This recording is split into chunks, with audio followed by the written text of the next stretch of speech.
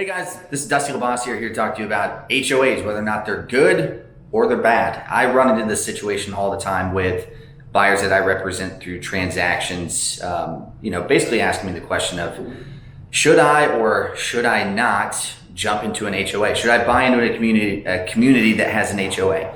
And like most questions that I give, it's based on preference, and that's really what it comes down to. So we're going to go over the quick pros of being in an HOA and the pros of being not in an HOA real quick. So the first one of those would be really just the biggest pro that I could say for being inside of an HOA would be upkeep of property values. That's really going to be first and foremost, and for a lot of different reasons. But you're not going to have it's all built on what's called covenants and restrictions inside of a neighborhood. And so you're not going to have, Joe down the street with grass up to your waist. You're not going to have the pink house down the street. You're not going to have somebody's roof caving in. All those things, while we want to hope for the best in people to keep their house in the similar condition that we might want to, I've seen enough neighborhoods that have really gone down the drain, or their property values have really taken, quite a hit because those things weren't dealt with, through the course of time. Another one would be more chances for community events. A good pro for being inside of an HOA is, community events, getting together for maybe a swim meet, a block party, maybe the yard sales that happen every, quarter, things like that. So if you like to be involved in a community, if you like to know what your neighbors are doing, if you like to have the conversations as you're driving down the street and wave at the people walking their dogs, you might be looking at an HOA versus not having one. So that's kind of that one right there. Number three, a good pro of having an HOA would be amenities. While you can have your own pool and you can have your own tennis court and you can have whatever else you want to have on your property outside of an HOA, the biggest obstacle for anybody really is just going to be money at that point. It's a lot cheaper to share the costs with, 500, 1,000 people, a couple hundred homes than it would be to have that on your own. Obviously, the privacy is the big trade-off there, but you kind of get the idea. Most HOAs are going to have a swim or tennis, maybe even both. Maybe they have a playground, some walking trails and things like that too. Those are all pretty common when we're shopping inside of a community that has a homeowners association. And then also number four would be security.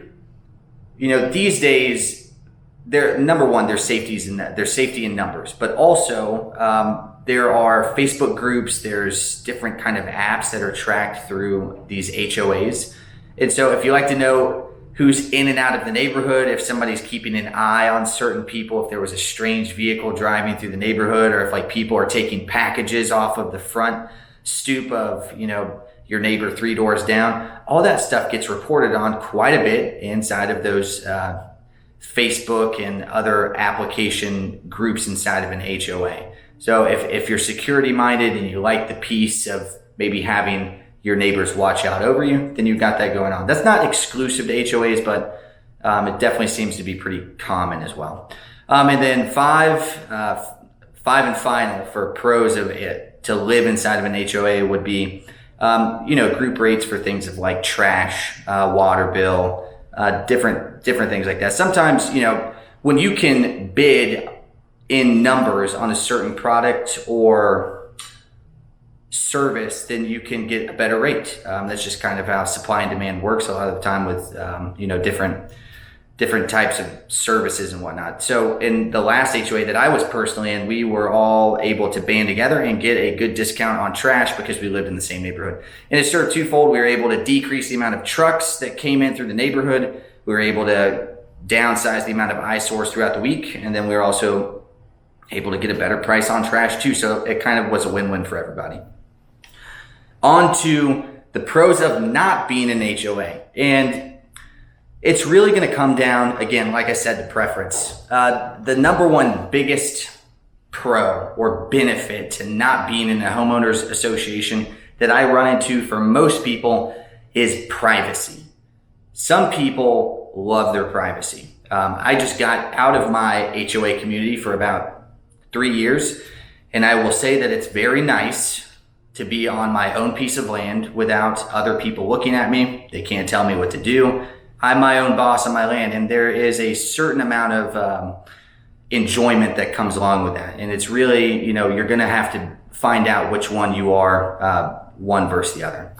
And I don't want to downplay that. That winds up being a big deal. Like if you got loud dogs, if you have a bunch of them, if you like to make a bunch of noise, if you like to have house parties, if you like to paint your house pink, you like to do those types of things, that's really something that you're going to want to take in consideration jumping into an HOA. They do have covenants and restrictions, and you can't break those without getting fined and things like that too. So another pro of being in an HOA, or I'm sorry, not being in an HOA, is the expense. There's no HOA fees. I mean, on average, you can see about $500 to $600 for a year, maybe more depending on the amenities involved, but it's less expensive not being in an HOA for obvious reasons. Number three, coming back, it's going to be pretty similar to number one, which is freedom. Again, just the ability to do what you want. You want to set off fireworks on 4th of July. You want to have 5 pit bulls in your backyard. If you want to have like a huge garage and work on your cars and, start up the engine and crank that thing like early in the morning, you're probably not going to want to be in an HOA. It just, again, depending on your lifestyle, there's no right or wrong here. But these are kind of the things to think about when you're going through it.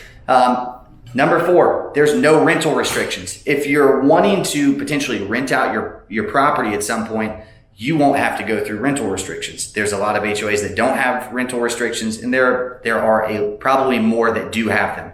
This causes a lot of problems for people when they're considering renting their home out and maybe going to their next one, because they have to get on a long waiting list.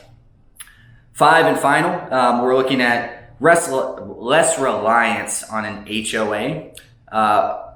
And there's multiple reasons that this can be bad, but I think the worst one is going to be damage from a poorly run homeowners association.